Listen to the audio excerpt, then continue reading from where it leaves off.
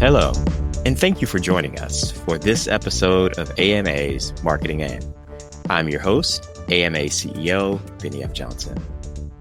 In our episodes, we explore life through a marketing lens, delving into the conversations with individuals that flourish at this intersection of marketing and the unexpected. We aim to introduce you to the visionaries whose stories you might not have heard of, but are exactly the ones you need to know. Through thought-provoking conversations, we unravel the challenges, triumphs, and pivotal moments that have been shaped by marketing. Today, we have a really special guest, none other than Robert Rose. You may know Robert from his work with the Content Marketing Institute. He is the founder and chief strategy officer of the Content Advisory, the author of multiple books, his latest coming out the end of last year, Content Marketing Strategy. Previous to this, he served as CMO and led product and marketing development for one of the world's first enterprise web content management solutions. He brings a true passion for marketing and technical innovation.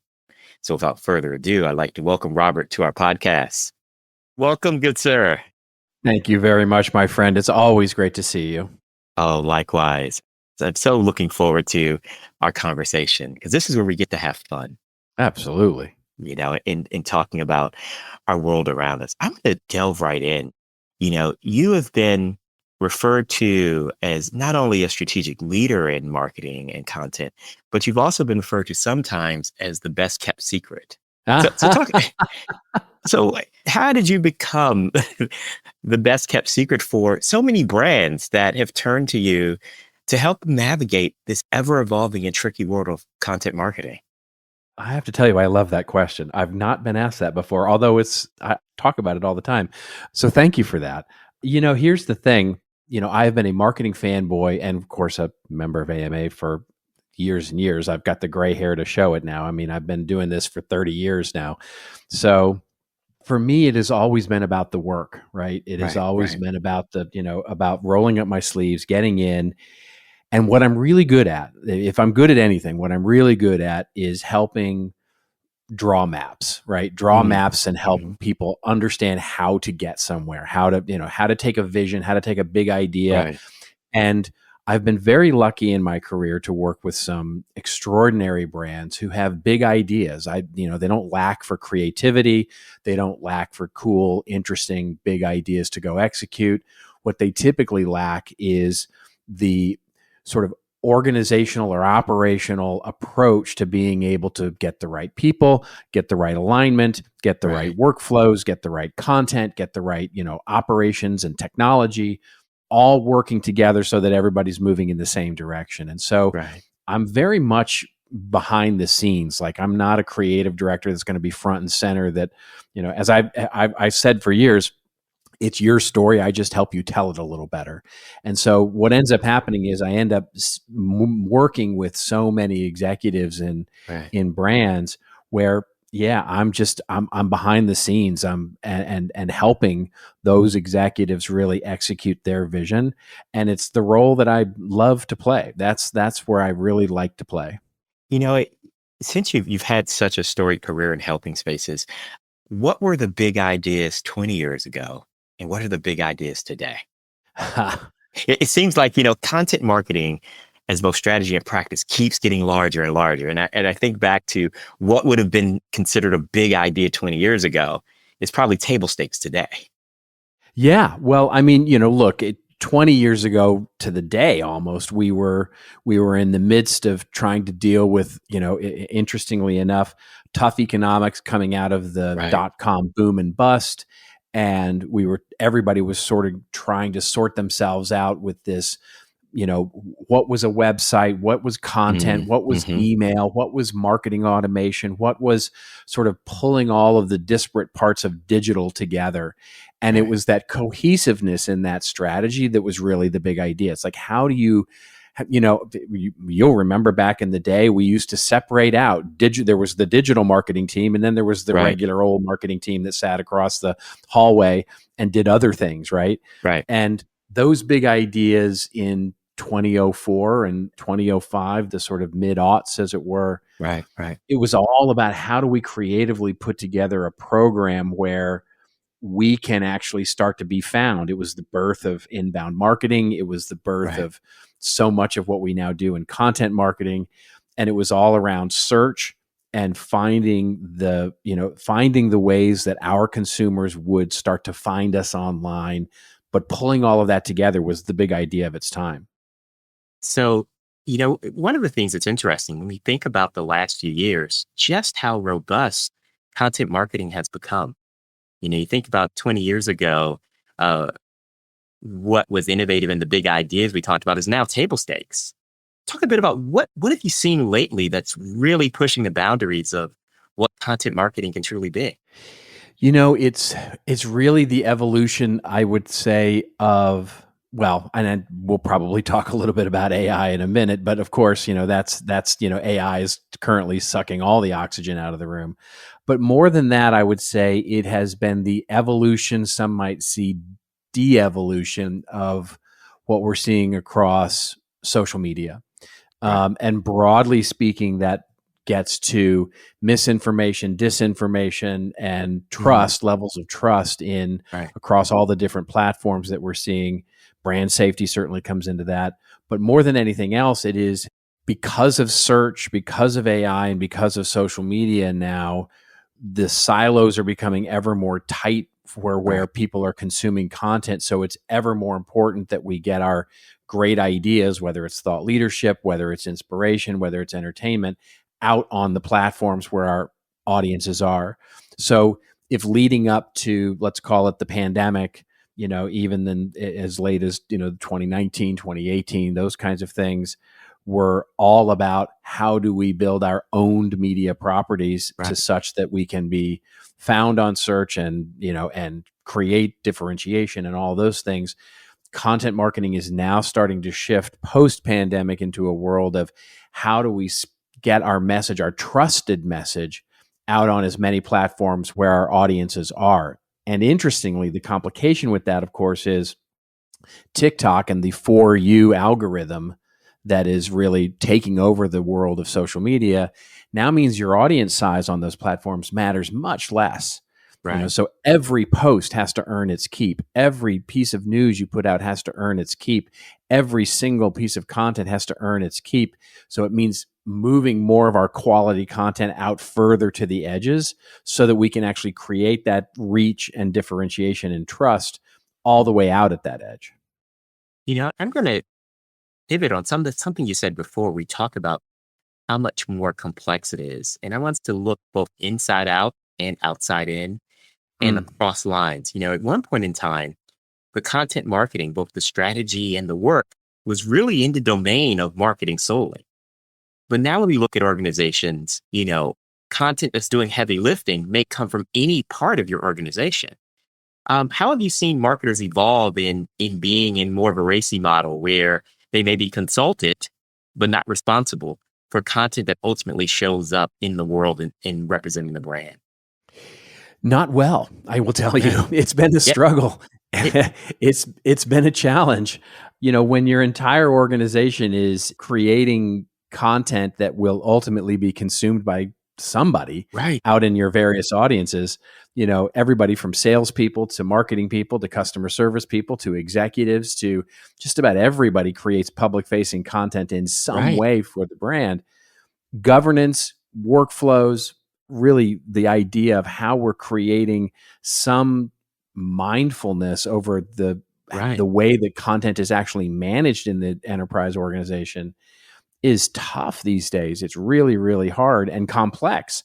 And I will say, for the most part, it remains in most organizations a very siloed process.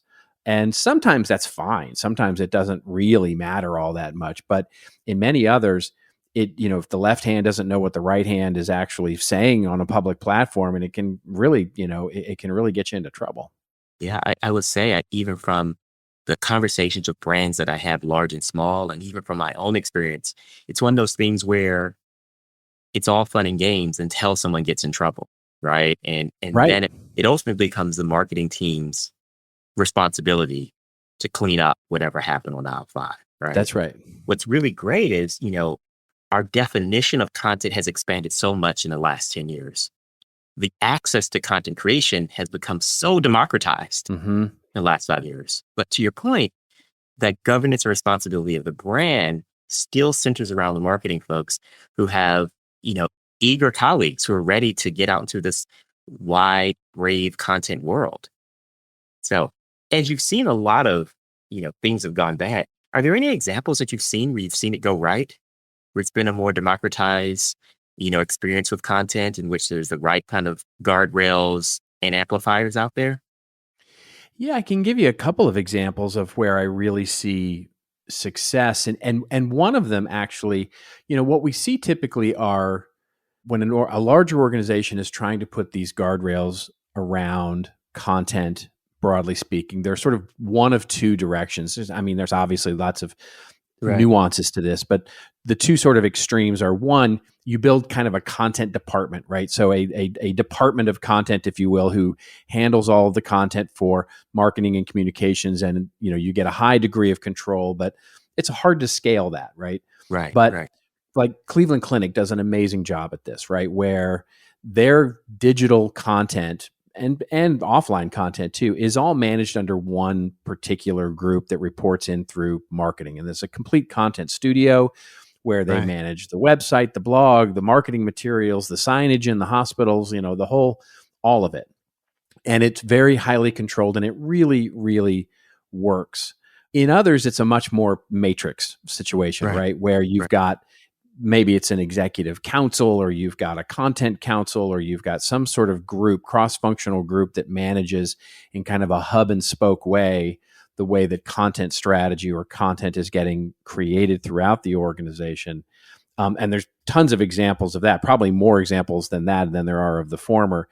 But one that comes to mind are companies like REI, who do an amazing job of having different groups manage different elements of their. They've got their sort of gear blog where you can sort of get best Right. practices on gear, but it's tied right into their e-commerce.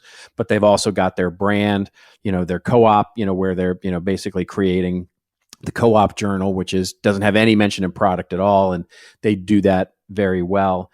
And then on the B2B side, I would point to ServiceNow. They're doing a great job of Right. pulling together marketing related content, then thought leadership related content, and creating disparate groups that all communicate with one another to make sure they're all moving in the same direction and talking about the same things.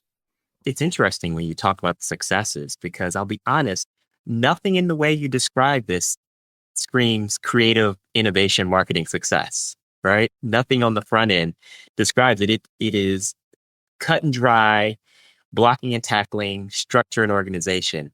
But that's what yields the space for the creativity to happen and the order and success that you talk about. So, Yeah. Yeah. It's plumbing. At the end of the yeah, day, yeah, right? It's right, like, and what we find anyway, in working with clients is that those big ideas, the big creative, amazing, differentiating ideas are fostered more readily right, when you've got good plumbing in place, right? In other words, if you're not constantly thinking about, playing, you know, you know, womper at, with, sort of trying to figure out where you're, what problem you're dealing with today and what group is publishing here and what social media issue you have. You've got a really codified and well organized strategy. It really builds in the bandwidth to be able to say, let's take a slow, considered approach to really cool and differentiating ideas so mm, that we actually can create that really interesting, innovative idea. which I think is a great lesson and bit of pro tip advice for those who are listening, right? Because you can speed past all the plumbing and the infrastructure and get out to the dazzle and then end up doing your brand and your work a disservice because you don't show up the way you need to for the brand or for the customers. Nothing like having a great piece of content doing all the heavy lifting and you forgot to inform e-commerce and you forgot to get the supply chain involved. Yeah. No, that's exactly right. Yeah, it's you've and that's the thing. I still to this day have clients where I talk to them and I'll say, how do you if a sales team, for example, and I'll say, how do you get your best content? And they're like, well, we just use Google because, our site search is so bad. So I use Google and I have it search our site, and I figure if it's on our site, then it's, it's approved to use. So I'll use it on that. And it's like, that's crazy, right? The internal communications are so bad that they're looking at what's published, before they can actually make a decision of whether they're going to send it to a client or not. Wow.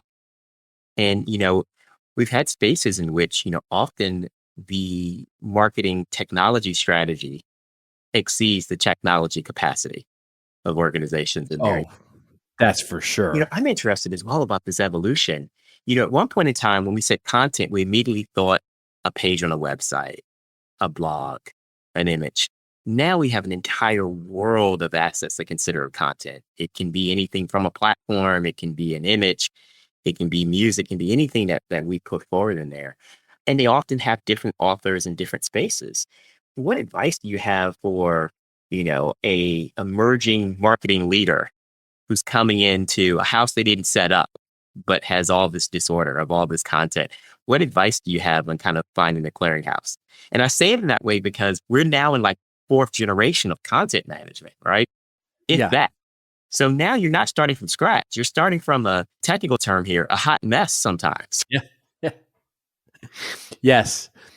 I've written about this before. I call them, they're classic, what is known in sort of urban planning and others, they're called wicked problems, right?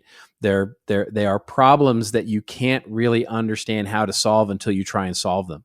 And so the biggest piece of advice is to make content a thing, right? And what I mean by that is it sounds like a very simple thing, but it's not for most organizations. When you ask most senior level executives in most organizations, how do you create content? It is the most expensive thing that you do by far. It is the thing that everybody does by far. And yet it is one of the only things that we don't have a strategic process for measurement and management around. And so making content a strategic function of the business. So just literally making that decision, putting someone or some people in charge of it, and then starting to get your arms around, the metaphor I use all the time is sort of like air traffic control, right? Right. The first thing you got to do is you got to know about all the planes in the sky. You got to figure out where they're all coming from, where they're going, and you got to be able to locate them on radar.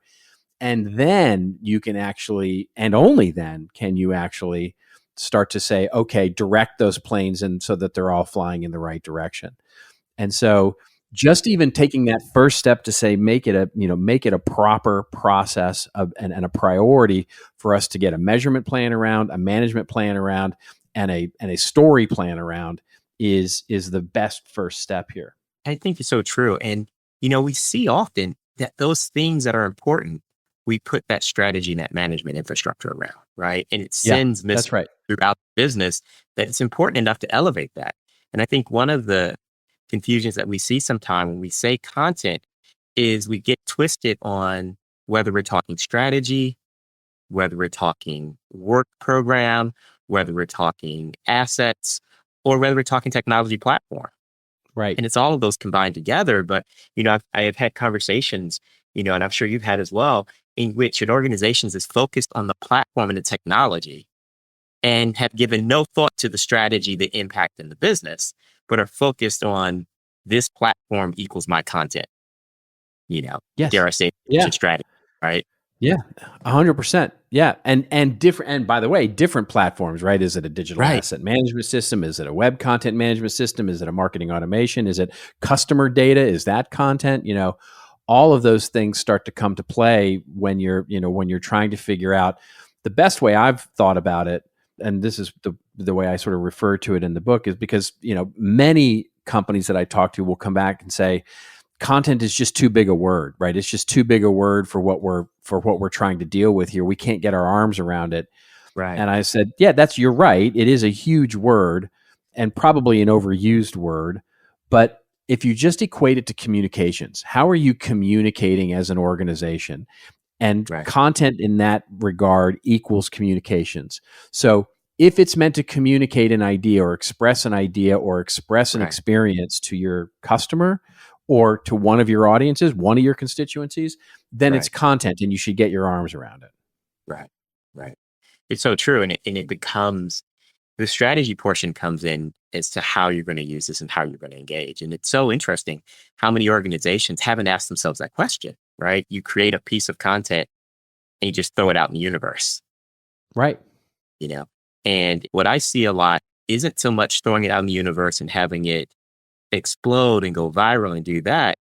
What I see most concerning sometimes for brand is when it just stays and languishes and it's on all your platforms and it's on all your spaces and your business has changed, but the old content is still there. That's right. I was at an AI demo with a platform that was pulling stuff and they said, yeah, we can pull things from the brand's, history on the web. And I was like, okay. And in the back of my mind, I'm thinking, how many ways can this go bad? Yeah. And we saw the demo and it went really bad because the AI tool was really great at mining all the leftover information that was 4 brand versions removed Yep. that still existed on the web. And it pulled together this asset that was true in the sense of the process, but completely off in terms of what the brand was today. And it exposed all of these parts of the brand that they thought were hidden, but were still a part of the conversation. It was old content. Yeah, exactly right. I've had that same demo where, a client wanted to put in a chatbot for their customer service, and they were going to use their repository of customer service documentation to actually feed the AI. Right. But nobody bothered to do an audit on whether the customer information in that repository was accurate or not. Right. And so when the AI started coming up with like crazy stuff that was not right for that version of the product, people were like, why is it doing that? And it's like, because you fed it the wrong information. It's bad content. Right. And you haven't purged or cleaned what's out there. So the interesting thing is that just highlights what's been going on with your brand all along. Yeah, well, exactly right. Yeah, that's exactly right. You just have to notice that customers have been getting the wrong idea and the wrong information all along. Yeah, that's exactly right. So in this moment, as we're well into 2024, and as you talk to clients, both in public settings and in the private candid spaces, what are some of the things you wish that corporate leadership and marketing leadership knew about content strategy before they came to you? What are some of the things that you wish that would make your interactions even more productive if they had that table stakes? Well, I think, part of the way I make my living is that it's a problem for them. Right. So I don't want them to figure it out too much. And I'm joking there, of course, but no, the thing is, it went like a running start sometimes. Yeah, exactly. Yeah. Here's what I'll say to that is I think one of the first questions that I'll ask when making a business case to create a truly enterprise level content strategy to make it a thing like we were just talking about, right, is I'll ask the CFO or I'll ask the CMO or even the CEO in some cases, and I'll say, how much did you spend last year on content? Right. And, they sort of look at me like my dog looks at me when I make a weird noise, and they sort of tilt their head and go, well, what do you mean by that? How would we even begin to track that? And it's like, exactly, right? That's the challenge. The thing is, once you start to understand as a line item how much you're spending on content, full stop, like customer service, customer experience, marketing, sales, PR, comms, brand, social media, all of it, how much you're spending on the creation, production, and ultimately publishing of all of that content, it's probably one of the, if not the most expensive line items that you would uncover. Now, of course, you're not going to track it as a separate cost center, unless you do, of course. But the point of it being, if you can't understand how much you're spending on it, you don't know whether you're spending too much, you're creating too little, you're creating not enough. And so you've got to get your arms around it. And one of the things that would give that running start to anyone who's starting that is to actually just go in and, we call it auditing the tacit, the occurrent process, OCCURRENT, occurrent processes, which are, the things that really happen, right? The things that are really going on in the business when it comes to content. So, the classic version of this is, you go in and you're an employee for the first day and, you get your manual, your employee manual, and you're holding your employee manual, and Jane, the person running you around, is saying, I know on page 76 it says to do this. Don't do that. You go to Mary. Mary is the one who's going to make sure you get that thing or you do that. That's the way stuff really happens here. Right. That is endemic in all businesses, right? The sort of organic cultural processes that have built up over time, and they're certainly prevalent when we talk about content. So it's mapping, just literally, if you could map all those things out. And it's a lot of work. So maybe you start with marketing, maybe you start with PR, maybe you start with, thought leadership, whatever you want to start with. But if you could just map it all out, now you've got a good sense of what it's going to take to fix it. You can actually identify the problem. Which is so true. So I'm going to pivot a little bit on this, where we have a space where you're on board, the CMO is on board, we've got all the processes on board, and you're going down in a methodical, strategic, and creative way. Everything is working. But you've got your C-suite, your executives who've got caught up on the latest trend in popular business press. What advice do you have to marketing leaders who may have are doing the right things we've talked about and are putting the right focus in there, but they're still having to manage a CEO that says, the other day I read an article where someone told me that we should be doing this on insert your favorite new platform, insert your new aggressive space in there. What advice do you have for our listeners in here? Because we all have that. We have to admit that we have someone who comes in and says, hey, you all lead in marketing. I've got an idea. Yeah. Yeah. Well, I think the high level answer to that is strategy should drive the technology decisions, not the other way around, which is so often the case. It's like, ooh, shiny object syndrome. And we see this new AI is a perfect example of this. We see this shiny new tool and we go, well, we should do something. We should do something with that. It's like, no. You should have a good strategy, and then you should figure out whether a technology can help you scale or make that process more efficient. So it is start with strategy, figure it all, because I've seen data on this where most marketing organizations only use a small portion of any technology solution they actually have. I saw some, crazy statistic, like we use 25% of the capabilities of most marketing automation systems, right? Most businesses are still using their marketing automation system as a spam gun, right? They're not actually using it in its full capacity. So we're not even good at the technology we have yet, much less adding new ones to our stack. That's so true. I've seen organizations where you throw out the technology because of the human usage error. It's like, I don't like this technology platform because it doesn't do X. Well, the reality is it does do X. It's just your team, your people, or the structure may not have set it up to do X. Yeah. And it definitely speaks to the larger, there's a big broader issue. We could do a whole show on this. The broader issue of marketing specialization, right? Marketing is become, very much like medicine.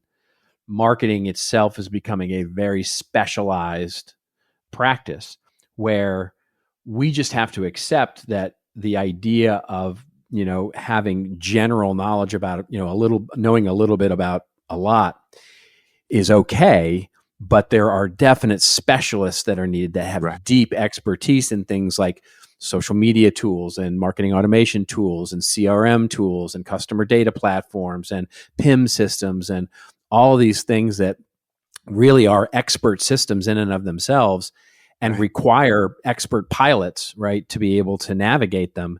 And our teams are becoming ever more specialized into these technical skills and specialized, application skills like search and AI and, and creativity and production and all these things. So it's a real recognition of the balance of talent on our teams too. Right. I think it's so true.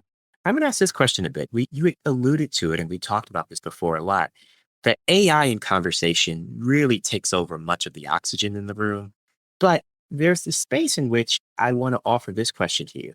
If we were to put a pin into that, or if we were to create a room with more oxygen in it, what are the top things that you think our content-driven, content-focused marketing leaders should be thinking about for the next 6 to 12 months outside of AI? What are the other things that should capture our attention and deserve some attention? Yeah. The biggest one, I think, is the need for developing trust, right? So if the first 20 years of digital marketing was all about attention, right? How do we make ourselves more provocative? How do we make ourselves, the whole idea of clickbait, the whole idea of really moving more provocative, controversial in some cases, inspiring and entertaining, for better adjectives. But the idea was gather attention as you may, right? Whatever it takes, get the attention, get them to convert, get them to click through, get them to find you at the top of the search page, get them in that moment, attention in the moment. And as that becomes increasingly even more difficult than it has been, it is more important than ever to develop trust and a value immediately, right? So in the most tactical, way too tactical example, but in the most tactical example, gone are the days where you write let's say a blog post about a recipe for apple pie, where the first 500 words are the history of apple pie and the various different versions of apple pie and all, and then you get to the recipe. It's like, no, you got to get to that recipe immediately. And you've got to develop that trust and value immediately for the user, in that YouTube video or in that social media post or in that white paper or that research or whatever it is you're doing. You've got to deliver value in the first 5 or 10 seconds, because you've got to deliver that value before they swipe right or swipe left or swipe up, right? Right. And to your point, you're not even getting to the recipe, which is a statement of steps. You've got to see the end product and have them believe that you've got the best apple pie. That's right. Exactly. That's exactly right. They have to care. They have to care about it too. So you've got to bring an extra level of value. It used to be that you could, there was the classic sort of just answer all your customers' questions on your website, right? Just, turn your website into a giant FAQ. And it's like that. Nope, that's no longer good enough, right? In a world where everybody's already answered the question certainly answered on Reddit. All the questions that your customers have are answered not on your website. And so what are you going to do on your website, or what are you going to do in your blog or your thought leadership platform to actually deliver that extra level of value that they could get nowhere else? Right. And our friends at Reddit have really kind of understood that evolution as a platform. They're kind of at this nexus of search and social. Yeah. Right. And I get really excited when I look at that and see the opportunities for brands in that space where, I was looking at one fact recently where the Google search is being amplified by people adding whatever they want to search plus Reddit and getting truer answers, right? Because this is the unfiltered, unsponsored, trusted space of experts in my community. Yeah. No matter how large my community is, it's experts in my community. So those who actually grow apples, pick apples, make apple pies, and love apple pies are going to give me feedback, right? And I expect that feedback because, Robert, my friend, I know you like an apple pie. So this is why I'm going to expect your feedback. Yeah, I do. Yeah. And it's, I hate the fact that we're in these, that so many of us are in these echo chambers, these siloed echo chambers of communities that, where because of social media and the way that search algorithms work and the way those things are, it's very hard for consumers to get exposed to new ideas that aren't interruptive, right? It's just hard. It's just hard to interrupt people these days with things that are external ideas that aren't part of their normal echo chamber.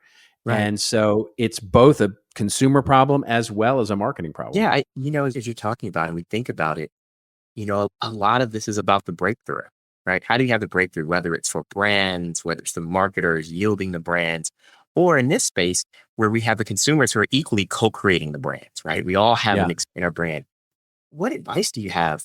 How do we break through as marketers? We've never had this many platforms, this many devices, and this many needs for story and content and impact. But how do we break through all of the noise? I wish I had I'd be sipping a different drink here on a beach if I had the right answer to that, I guess. But I think the broader answer is you've got to figure out a great content distribution strategy that really works for the audiences you're trying to attract. And I've said for years on my own podcast, don't build your home on rented land, right? Where, don't rely solely upon the Facebooks and the Instagrams and the LinkedIns and the TikToks to deliver your message, because someday they may not. So And, you don't have but MySpace page? Is that you're not holding one to yeah, right. But increasingly, you've got to be there, right? Increasingly, you have to be there and delivering value and designing content specifically for it, because that's where the audiences are. right, And so there's that part of it. And then the second part of it is, when you start thinking about paid and how you're leveraging paid media in advertising, right, we all know that programmatic and banner ads and sort of static ads of the last 20 years are really reduced. There's been a huge reduction in efficacy of those ads, and fraud, and all sorts of automation, as well as AI and challenges there. But how do you start developing deeper brand experiences in a paid way, whether that's sponsored content, whether that's native advertising, whether that's getting product placement, whether that's getting influencers involved and sort of right, them sort of voicing your products.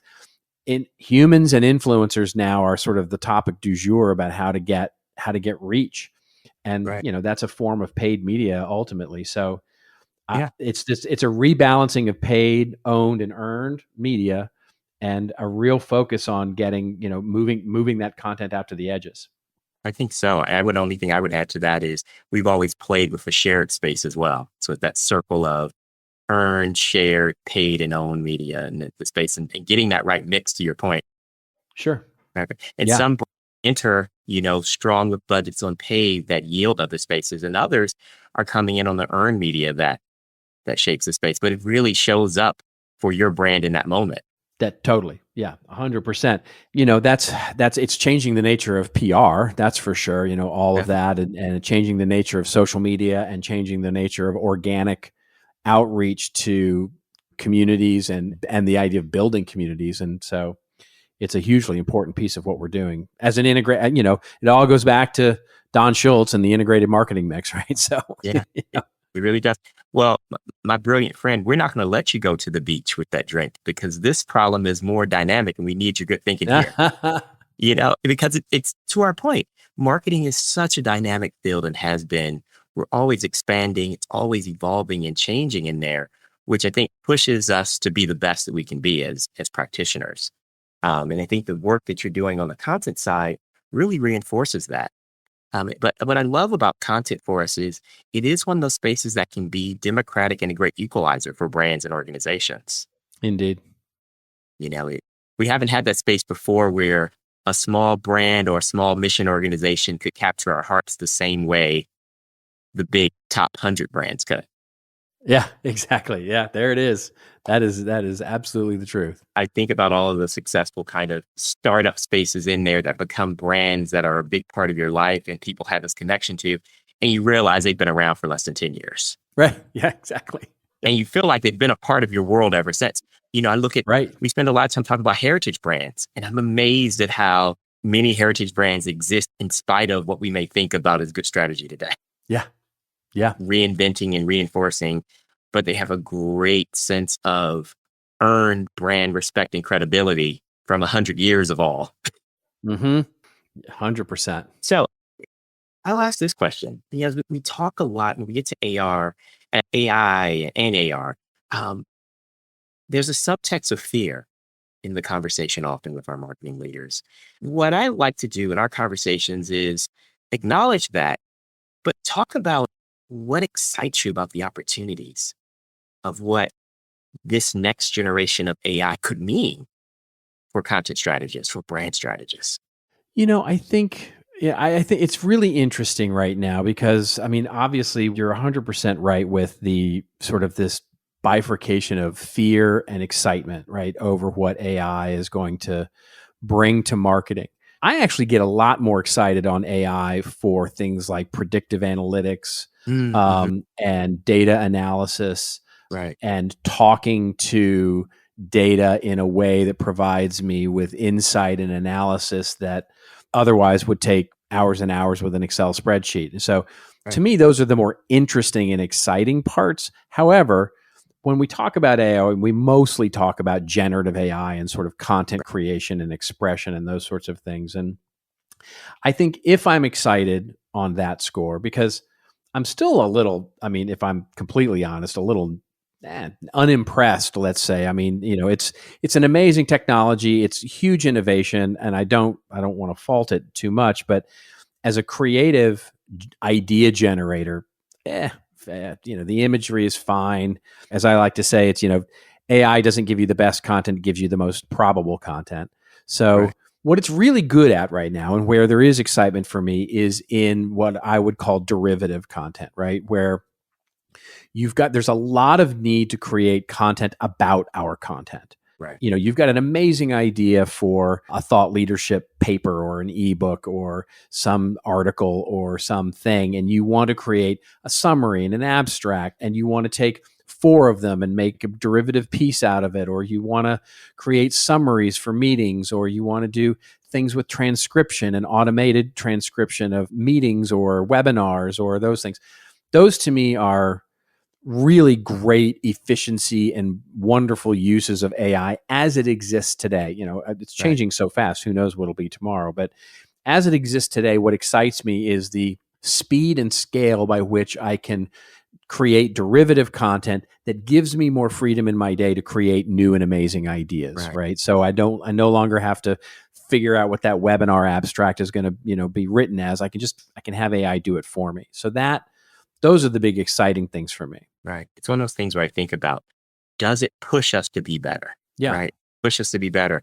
And that first example that we both experienced, where you kind of use AI in the demo and it exposes all the kind of flaws or the misspaces in there, ultimately that pushes us to be better, because the organizations that see that have to clean up that content. It's been exposed. Yeah. Does it point out miscues in our analysis? We can pull large parts of data to say the data actually says X instead of Y. Yeah. Does it make us better in that space and area? To your point, yeah, because eventually if everyone has the same limited access to generative AI and it's responding to the same prompts in there, you're right. You're going to get meh ideas, because eventually if everybody has it and everybody uses it, that becomes the average, not exciting baseline, right? Yeah. I mean, it becomes informative, but not necessarily inspiring. You know what I mean? In terms of the ideas. The example I always use is you go to an AI and you say, okay, one of the generative AI tools, and you say, give me a piece of content and whatever varying prompt you use to get that piece of content out. And let's pretend it's a semi-good prompt. And you get a piece of content back. And then you go, okay, great. Is that as good as you can do? You ask the AI, is that as good as you can do? And it'll dutifully say, oh, no, I can do better. And it'll rewrite the content again. And then you go, okay, great. Is that as good as you can do? And it'll say, no, I can do better. And you can repeat that process forever. It will never come back to you and go, the third one was really the best one I did. So you just need to shut up and just use the third one, or don't ask me this question anymore. Right. And so that's the kind of interesting things that might start to emerge. But until then, it's just rearranging words on a page until it fits what you like. And we have a cognitive bias to say, oh, wow, that's better than I could do. Right. No, you're right. It comes into it. I'm often fond of talking about marketing in this way, in these three ways. So think about it as art, science, and magic. And it's interesting, the tools and things we talked about before help us organize, help us create, but that's the intangible part that we talk about, the magic, right? The doing more, 100%. the two equal and more is really magic. And I have to just share with everybody, one of the things I'm always excited about is our partnership and what we've been able to do in both our capacities with AMA and with Content Marketing Institute, coming together to say, what are the things that we can equip those who are working in content with, so they have better, stronger organizations, teams, and deliver better impact to their brand. And that's the conversation that we have about partnerships. So as we close out our conversation, I want to invite all of our listeners to check out the work that's happening in the big event later on this fall for Content Marketing World. Check out the work that we're doing with our AMA certification that's really taking some of the work that Rob and I have been talking about, the cutting edge skills, tools, techniques, and strategies that are helping us shape this next generation of content strategies. We invite you to check it out. And as you said, Robert, we can go on and talk about this forever. And I think we should. I think we need to make this a regular conversation every 6 months just to check in on each other. I like it.